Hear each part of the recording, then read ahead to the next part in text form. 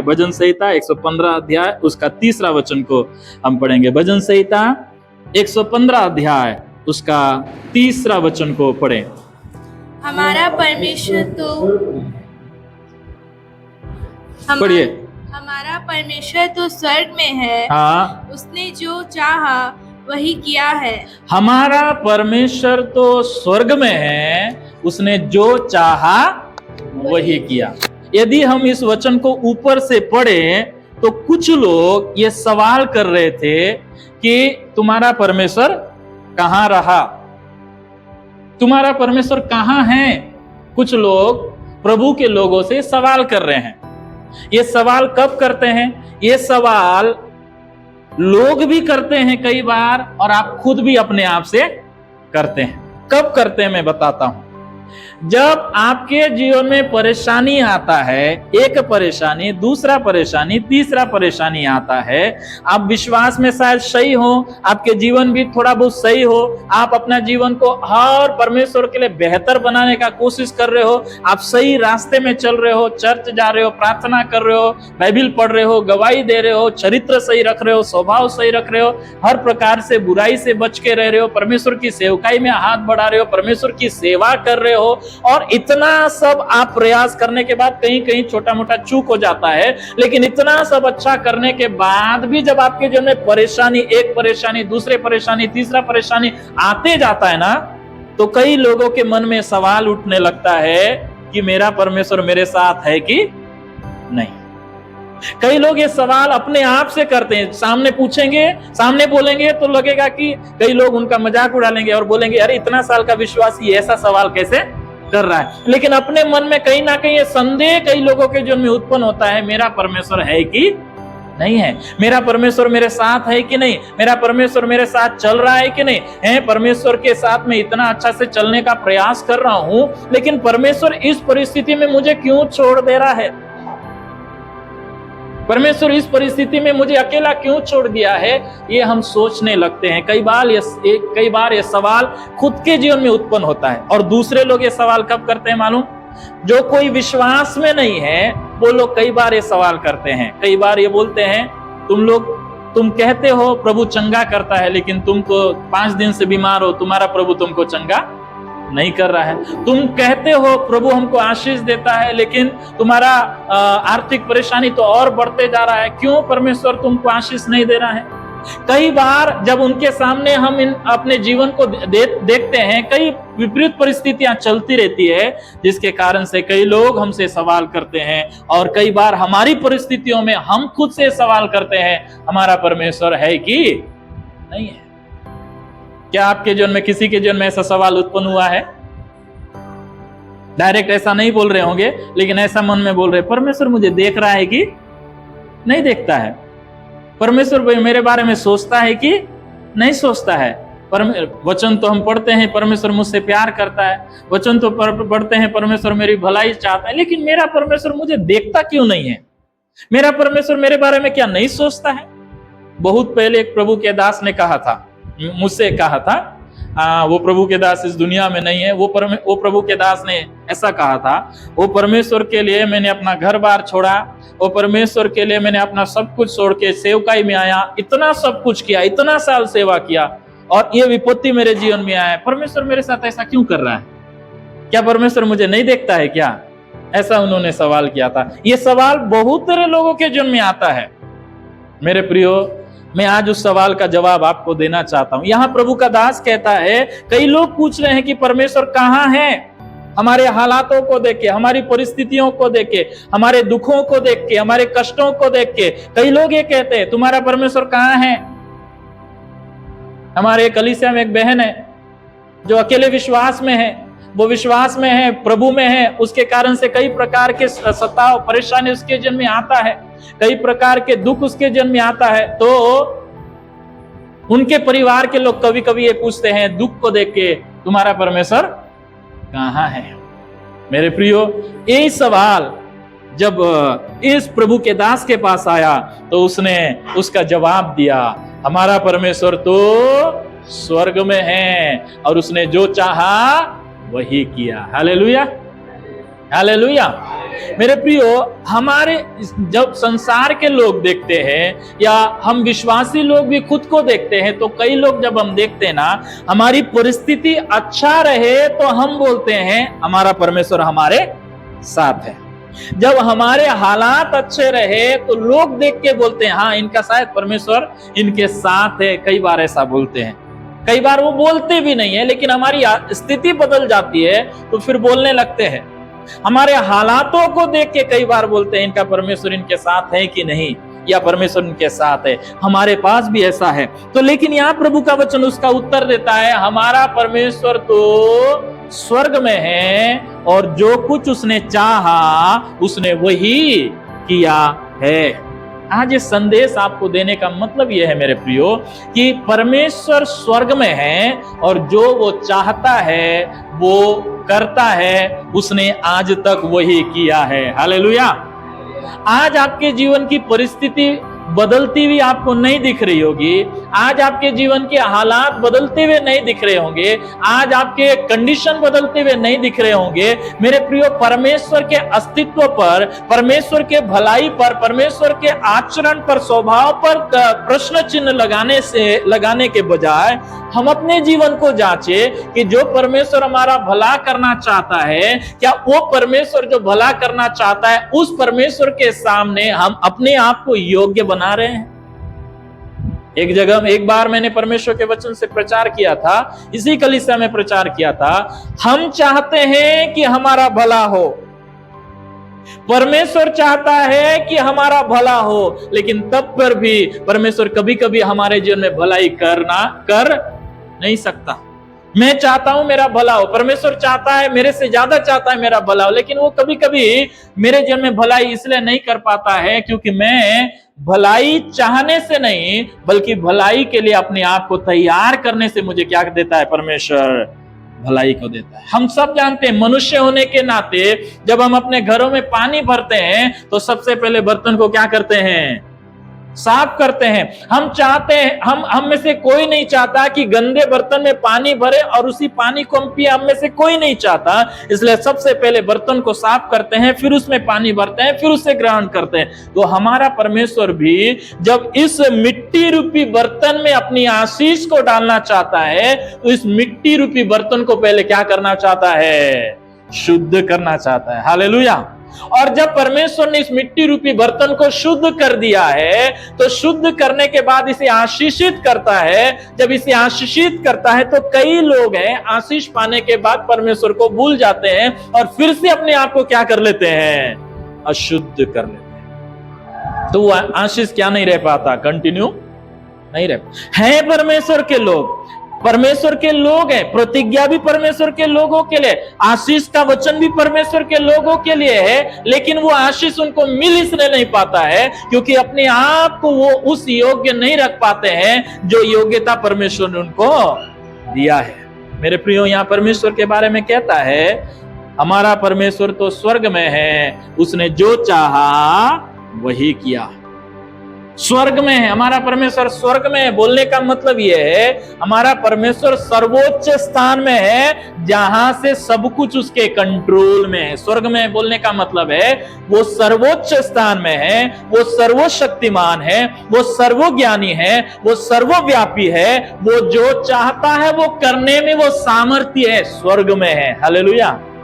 आपके हालात कुछ भी क्यों ना हो, आपकी परिस्थिति कुछ भी क्यों ना हो, परमेश्वर सर्वोच्च है, उसके कंट्रोल के कुछ भी बाहर नहीं है। आप ये मत सोचिए ये सब कुछ कंट्रोल से बाहर हो गया, आप इसे कौन संभालेगा। एक बात याद रखिए, आप जितना भी परिस्थितियों में नीचे गिर जाएं, आप जितने भी हालातों में नीचे गिर जाएं, स्वर्ग में रहने वाला परमेश्वर अभी भी अधिकार में है। स्वर्ग में रहने वाला परमेश्वर अभी भी सर्वोच्च स्थान में है। वो किसी भी परिस्थिति में रहने से उसका सामर्थ्य ही काफी है हालातों को बदलने के लिए। क्या समझ में आ रहा है क्या? हमारा परमेश्वर कहां पे है? स्वर्ग में है, सिंहासन पर बैठा है। वो सिंहासन में बैठा है, बोलने का मतलब है सब कुछ उसके कंट्रोल में है, कुछ भी उसके कंट्रोल से बाहर नहीं है। एक प्रभु के दास ने कहा कि एक व्यक्ति शराब पी के उनकी कलीसिया में आया कुछ लोग बोल रहे थे उसे बाहर निकालो, उसे बाहर निकालो, लेकिन उस प्रभु के दास ने कहा मेरे परमेश्वर ने जब मैं पापी था मुझे बाहर निकाला, तो इस पापी व्यक्ति को मैं कैसे बाहर निकालूं? मैं नहीं निकाल सकता। तो वो व्यक्ति लगातार पी के आते रहा, लेकिन फिर शुरुआत में पी के आने के समय में प्रभु के दास ने उनको एक बात बोला था कि तुम पी के तुम्हारा सब कुछ बर्बाद हो जाए, सब कुछ खत्म हो जाए, सब कुछ नाश हो जाए, तुम्हारा घर परिवार सब लोग तुमसे नफरत करे, दोस्ती यारी सब नफरत करे, तुम्हारा संपत्ति खत्म हो जाए, तब भी याद रखना परमेश्वर तुमसे क्या करता है। हालेलुया। हमारा परमेश्वर ऐसा परमेश्वर है कि सब छोड़ने पर भी हमारा परमेश्वर तब भी क्या करते रहता है, प्यार करते रहता है। आप उसकी संपत्ति को, उसकी आशीषों को कुकर्म में उड़ा दो, तब भी परमेश्वर क्या करते रहता है, प्यार करते रहता है और इंतजार करते रहता है मेरा बेटा कब मेरे घर में आएगा कि उसे मैं अपने सीने से लगा लूं। हमारा परमेश्वर वैसी आज भी वही परमेश्वर है, स्वर्ग में विराजमान परमेश्वर, वो अधिकार के साथ परमेश्वर है। मेरे प्रियो, हम परमेश्वर के इस वचन में देखते हैं हमारा परमेश्वर स्वर्ग में है, इसका मतलब अधिकार में अभी भी है, उसके कंट्रोल से कुछ भी बाहर नहीं है। वो सारे पृथ्वी पर आज भी अधिकार रखता है। कई बार हम परिस्थितियों को देखते हैं तो लगता है हालात और बद से बदतर हो रहे हैं, हालात और नीचे गिरते जा रहे हैं, हालात और परिस्थितियां और गंभीर होते जा रही है, लेकिन उस समय भी विश्वास कीजिए हमारा परमेश्वर स्वर्ग में है, सिंहासन में है, अधिकार में है, सब कुछ उसके वश में है। हालेलुया। कुछ भी परमेश्वर के वश से बाहर नहीं जा सकता। और कहता है हमारा परमेश्वर स्वर्ग में है, उसने जो चाहा वही किया है। परमेश्वर जो चाहता है वही हमेशा क्या करता है, करता है। इसका मतलब यह है हमारे परमेश्वर के लिए कोई भी काम असंभव नहीं है, कोई भी काम असंभव नहीं है। उसने जो चाहा वही किया। उसने चाहा मैं मनुष्य को अपने स्वरूप में बनाऊं, उसने मनुष्य को अपने स्वरूप में बनाया। उसने चाहा मैं मनुष्य को बनाने से पहले उसके लिए सब प्रबंध करूं, उसने वो बनाया। परमेश्वर जो चाहता है वही करता है। मेरे प्रिय, इस बात को याद रखिए, हमारा परमेश्वर जो चाहता है वही किया है। आज से 2026 साल पहले उसने चाहा कि हम जो पापी है, हम जो अधर्मी है, हम जो गुनहगार है, हम जो मृत्यु के लायक है, हम जो दंड के लायक है, हम जो अनंत मृत्यु के लायक है, हमको बचाने के लिए वो इस संसार में आए। उसने अपने इकलौते पुत्र को भेजा। उसने जो चाहा वो किया। वो चाहता है कि आपका भला हो, वो चाहता है कि आपको आशीष मिले, वो चाहता है कि आप अनंत जीवन को प्राप्त करें, वो चाहता है कि आप उद्धार को पाए, वो चाहता है कि आपके द्वारा शैतान का राज्य कुचला जाए, वो चाहता है कि शैतान को आपके द्वारा परमेश्वर हराए, वो चाहता है। इसलिए मेरे प्रिय, से 2026 साल पहले स्वर्ग को छोड़ के वो धरती पे आया, हमारे लिए क्रूस पर बलिदान हो गया, ताकि हमको नया जीवन मिले, ताकि आप और मैं परमेश्वर के संतान बन जाए, ताकि आप और मैं परमेश्वर के वारिस बन जाए, ताकि आपको और मुझको अधिकार मिले, ताकि आपको और मुझको सामर्थ्य मिले, ताकि आपको और मुझको वो अधिकार मिले जिसके द्वारा परमेश्वर का इच्छा क्या किया जाए, पूरा किया जाए। परमेश्वर का इच्छा क्या था? जब परमेश्वर ने मनुष्य को बनाया तो बोला हम मनुष्य को अपने स्वरूप और अपने समानता में बनाए और वो सारे पृथ्वी पर क्या रखे? अधिकार रखे। पाप करने के कारण से वो अधिकार शैतान के पास चला गया और सारा संसार को अपने वश में ले लिया। लेकिन बाइबल बताती है यीशु मसीह आया और यीशु मसीह मानव जाति के उद्धार के लिए क्रूस पर बलिदान हुआ। क्यों मालूम? वो परमेश्वर ये चाहता है कि वो अधिकार वापस आप और मैं प्राप्त करे और शैतान को जहां जहां उसका राज्य है उस राज्य से उसको खदेड़ते जाएं। और किसका राज्य आए? परमेश्वर का राज्य। हालेलुया। आज शैतान सारे संसार को अपने वश में रखने के कारण से पाप है, दुख है, निराशा है, हताशा है, लोग रो रहे हैं, लोग परेशान हैं, लोग बंधनों में पड़े हैं, लोग चिंताओं में पड़े हैं, लोग डिप्रेशन में पड़े, लोग सुसाइड कर रहे हैं। क्यों मालूम? क्योंकि सारा संसार किसके वश में पड़ा हुआ है? दुष्ट के वश में पड़ा हुआ है। सारे संसार में जो भी कठिनाई पाया जा रहा है, जो भी गलत बातें पाई जा रही है, जो भी पाप पाया जा रहा है, जो भी अधर्म पाया जा रहा है, जो भी आंसू पाया जा रहा है, वो सब का कारण एक है, पाप। और पाप लाने वाला एक है, वो है शैतान। मेरे प्रियो, प्रभु चाहता है कि जो प्रभु में आए, परमेश्वर का राज्य जिसके जीवन में आए, उस व्यक्ति के द्वारा परमेश्वर उन निराश हताश लोगों तक अपने सुसमाचार को पहुंचाए, उन्हें बंधनों से छुड़ाए और परमेश्वर के राज्य में लाए। हालेलुया। इसलिए कुलुसियों का 13 में क्या कहता है? उसी ने हमें अंधकार के वश से छुड़ाकर अपने प्रिय पुत्र के राज में। इसका मतलब क्या है? हम किसी और के वश में थे, लेकिन प्रभु हमें अपने वश में लाया, अपने पुत्र के वश में लाया, जहां पे मृत्यु का कोई अधिकार नहीं चलता, बीमारी का कोई अधिकार नहीं चलता, श्राप का कोई अधिकार नहीं चलता, अंधकार का कोई अधिकार नहीं चलता, दुष्टात्माओं को कोई अधिकार नहीं चलता। वहां पे केवल और केवल परमेश्वर का अधिकार चलता है, और परमेश्वर चाहता है उस अधिकार के तहत आप और मैं उस अधिकार के अंदर में पाए जाएं, और आप और मैं एक आनंद पूर्वक जीवन जी सकें। हालेलुया। परमेश्वर चाहता है आपका भला हो, परमेश्वर चाहता है आप बढ़ते जाएं। परमेश्वर केवल ये नहीं चाहता कि आप केवल स्वर्ग जाएं, परमेश्वर ये चाहता है इस संसार में रहते हुए जो जीवन आपको प्रभु ने दिया है, इस संसार में रहते हुए जो राज्य परमेश्वर ने आपके अंदर में लाया है, वो राज्य और फैलते जाए और लोग आपके द्वारा आशीषित हो जाए। क्योंकि परमेश्वर का वचन कहता है हमारा परमेश्वर स्वर्ग में है, सब कुछ उसके कंट्रोल में है, और उसने जो चाहा वही किया। और हम उस परमेश्वर की संतान हैं, परमेश्वर के हम वारिस हैं। और परमेश्वर का वचन कहता है, यीशु मसीह ने कहा, मुझ पर विश्वास करने वाले मेरे से भी बड़े बड़े काम करेंगे। परमेश्वर आपके और मेरे द्वारा भी बड़े बड़े काम करना चाहते हैं। हम कभी कभी ये बोलते हैं, अपनी प्रार्थनाओं में भी ये बोलते हैं, प्रभु आपके लिए सब कुछ संभव है और हमारे लिए सब कुछ संभव नहीं है। लेकिन आपको बताना चाहता हो, परमेश्वर के लिए सब कुछ संभव है, और परमेश्वर ये चाहता है आपके लिए भी सब कुछ संभव है। देखिए, आपको वचन दिखाऊं तो आपको पता चलेगा, इस दुनिया में किसी के लिए कोई काम असंभव नहीं है, कोई भी काम असंभव नहीं। एक को छोड़ के, वो एक क्या है मालूम? उद्धार को छोड़ के कोई भी काम असंभव नहीं है। उद्धार करना असंभव है, बाकी सब काम संभव है। ये परमेश्वर ने भी कहा, परमेश्वर ने भी कहा, यीशु मसीह ने कहा परमेश्वर के लिए कोई काम असंभव नहीं है।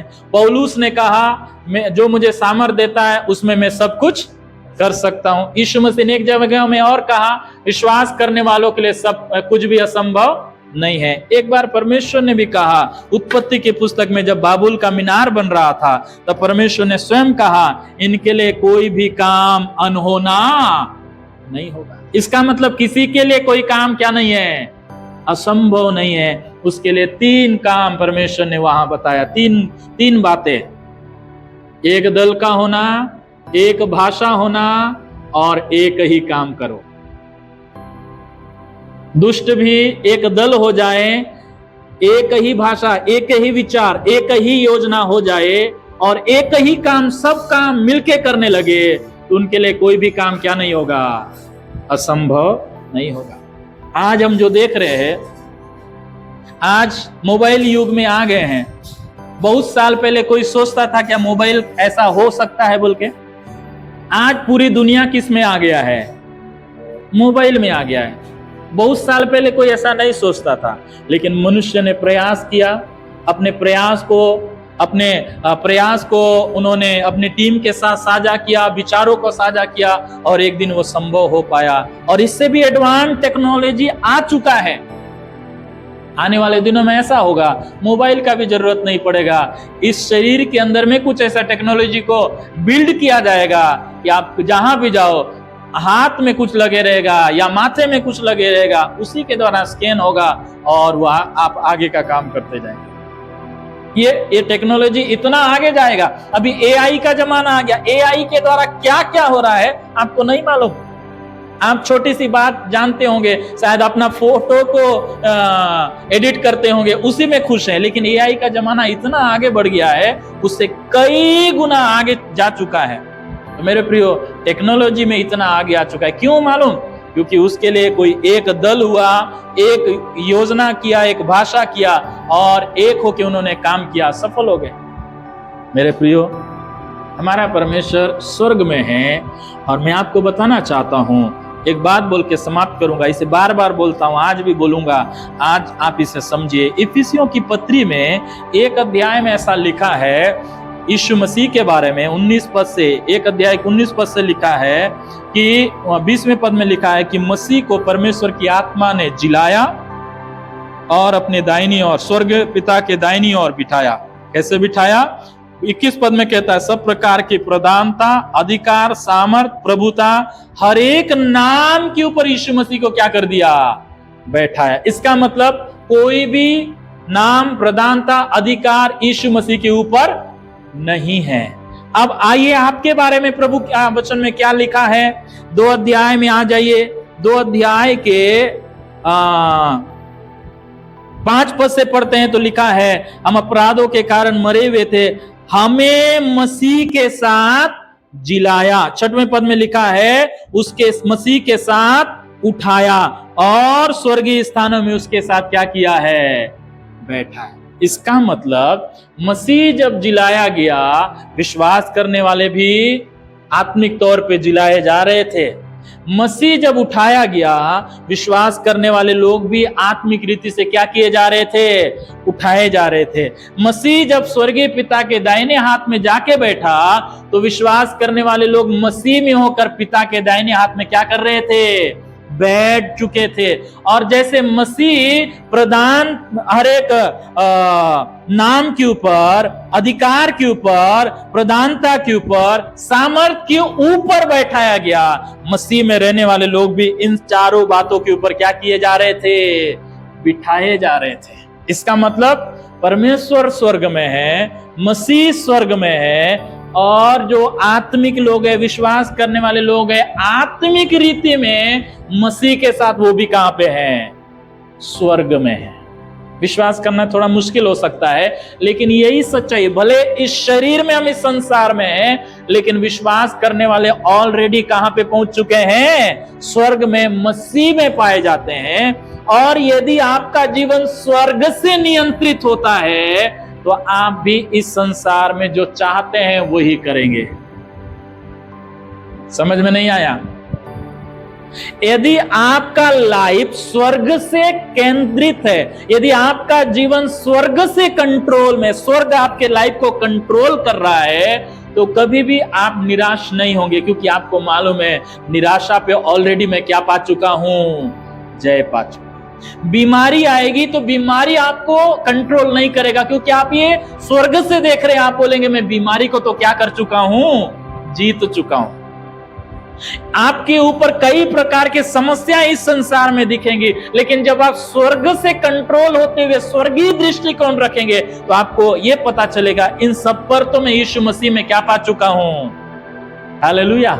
लेकिन जब आप इस पृथ्वी में रहते हुए पृथ्वी का दृष्टिकोण, पृथ्वी के विश्वास के अनुसार चलोगे तो ये सारी बातें आपको परेशान करेगी, सारी बातें आपको चिंतित करेगी, सारी बातें आपको डिप्रेशन में ले जाएगी। लेकिन आपका जिंदगी आप स्वर्गीय दृष्टिकोण से, आत्मिक दृष्टिकोण से चलाएंगे तो मेरे प्रियो कोई भी बात आपको परेशान नहीं करेगी, क्योंकि आपको मालूम है ऑलरेडी मैं अपनी दौड़ को पूरा कर चुका हूं, ऑलरेडी मैं मसीह में होकर पिता के दाहिने हाथ में क्या कर चुका हूं? बैठ चुका। और शैतान आपको डरा नहीं पाएगा। क्यों मालूम? क्योंकि आप अधिकार के ऊपर, प्रधानता के ऊपर, सामर्थ के ऊपर, प्रभुता के ऊपर, सब के ऊपर मसीह में क्या कर लिए गए हो? बैठाए गए हो। और जो व्यक्ति ऐसा लाइफ जीता है ना, वो व्यक्ति अधिकार के साथ शैतान को डांटता है, और शैतान किसी के अंदर से, किसी के जीवन से, घर से क्या हो जाता है? दूर हो जाता है। क्यों मालूम?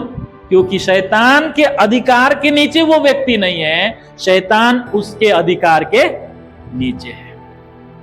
शैतान के विश्वास करने वाले लोगों के ऊपर शैतान का कोई भी अधिकार नहीं है। हालेलुया। आपके ऊपर शैतान का अधिकार है क्या? बोलिए, किसी के ऊपर शैतान का अधिकार है क्या? मेरे ऊपर तो नहीं है, उसका कोई भी अधिकार नहीं। इतना भी अधिकार मुझ पर नहीं है, क्योंकि मैं बिलोंग करता हूं परमेश्वर से, मैं बिलोंग नहीं करता हूं शैतान से। मेरा और शैतान का रिश्ता बहुत पहले टूट चुका है। मेरा रिश्ता परमेश्वर के साथ क्या हो चुका है? जुड़ चुका है। मेरे ऊपर जो छाप लगा है वो शैतान का नहीं है, मेरे ऊपर जो छाप लगा है परमेश्वर का है। इसलिए जब परमेश्वर ने मेरे ऊपर में पवित्र आत्मा का छाप लगाया, ये बोला ये किसका है? मेरा है। जैसे कोई व्यक्ति जमीन खरीदता है तो उसके ऊपर एक बोर्ड डाल के गाड़ देता है, गाड़ता है कि नहीं गाड़ता है? लिखता है ये फलाना फलाना व्यक्ति का जमीन है बोल के गाड़ देता है। उसके ऊपर जो कोई भी झोपड़ी बनाएगा तो क्या उसको रखने देगा? बिल्डिंग बनाएगा तो रहने देगा? अभी बहुत सारा आप लोग सुन रहे हैं, कई जगह में कई लोगों का घरों को क्या कर दिया जा रहा है? उजाड़ दिया जा रहा है, क्योंकि उन्होंने सरकारी जमीन पे क्या बनाया था? घर बनाया था।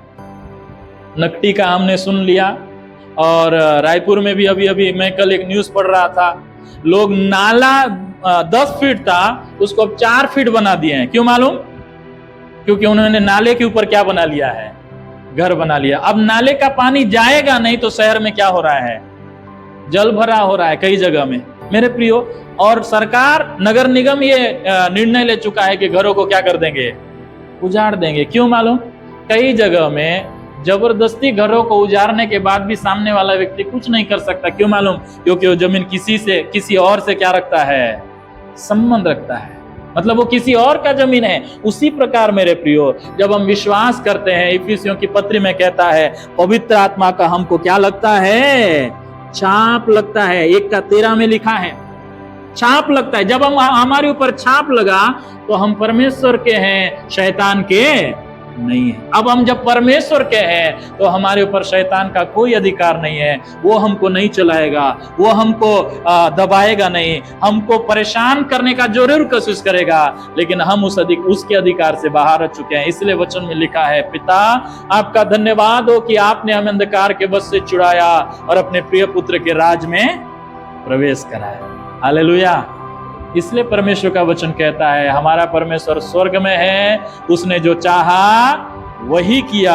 हमारा यीशु मसीह भी स्वर्ग में है, वो जो चाहता है वही करता है। हम भी आत्मिक रीति में परमेश्वर के साथ स्वर्गीय स्थानों में पाए जाते हैं। यदि हम भी आत्मा में होकर स्वर्ग से कंट्रोल होके जिए तो मेरे प्रियो, शैतान भी हमको दबा नहीं पाएगा, शैतान भी हमको खत्म नहीं कर पाएगा, क्योंकि हम स्वर्ग से कंट्रोल है। हम उस पर जय प्राप्त करते हुए आगे बढ़ सकते हैं। Hallelujah, hallelujah. तो असंभव आपके लिए भी कुछ भी नहीं है।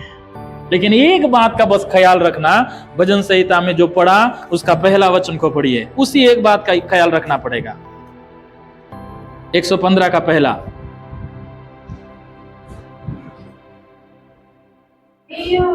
हे यहोवा हमारी नहीं वरन अपने ही नाम की महिमा और करुणा और सच्चाई के निमित्त कर। Hallelujah, hallelujah. परमेश्वर का वचन कहता है अपने नाम की महिमा के लिए कर। इसका मतलब आप जो कुछ भी करें परमेश्वर की महिमा के लिए करेंगे तो आप जो चाहेंगे वो करेंगे। समझ में आया? आप जो कुछ भी करें परमेश्वर की महिमा को ध्यान में रखते हुए करेंगे तो परमेश्वर का वचन, ये वचन आपके जीवन में पूरा होगा। आप भी जो चाहेंगे वो क्या कर पाएंगे? पूरा कर पाएंगे। अपने बल से नहीं, पौलुस बोलता है जो मुझे सामर्थ देता है उसके बल से, जो मुझे सामर्थ देता है उसके बल से मैं सब कुछ कर सकता हूं। क्योंकि ये इस वचन को याद रख के, इस वचन को आधार बना के करना चाहिए। मैं जो कुछ करूंगा किसके लिए करूंगा?